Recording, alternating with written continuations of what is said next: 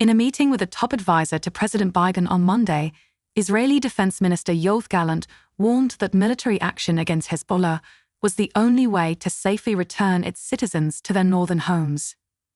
U.S. envoy Amos Hochstein met with both Gallant and Israeli Prime Minister Benjamin Netanyahu in an attempt to avoid a broader conflict between the Jewish state and the Iran-backed terrorist groups. But Israeli officials appeared steadfast in their position on handling Hamas to the south and Hezbollah to the north, and noted the time to secure a ceasefire agreement to end the war in Gaza was running out, particularly as Hezbollah continues to tie itself to Hamas. Instead, Gallant told Hochstein that Jerusalem needed to change the security situation on the northern border, though he did not detail what this would entail. Israeli security experts have been warning for months that Jerusalem faces a far greater threat along its northern border, as Hezbollah, already better financially backed and militarily equipped than other Iranian proxy forces like Hamas, has been gaining power for decades.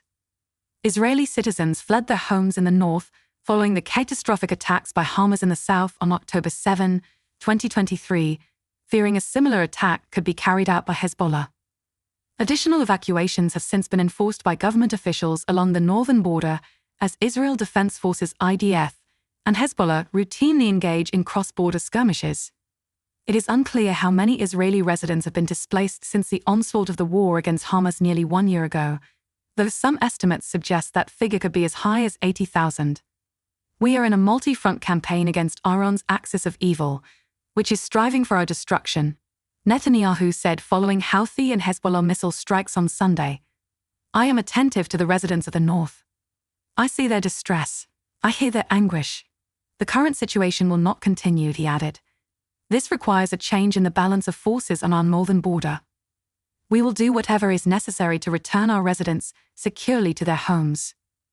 I am committed to this. The government is committed to this, and we will not suffice with less than this, Netanyahu warned. Israeli officials have shown increasing resistance to a ceasefire deal with Hamas and have said no deal can be reached without the return of all hostages, despite pressure from the Biden administration.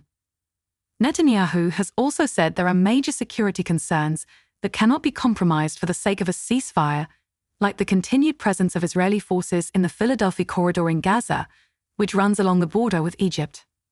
Following the Monday meeting between Netanyahu and Hochstein, thank you for watching. Don't forget to subscribe for more news updates. Hit subscribe for latest news.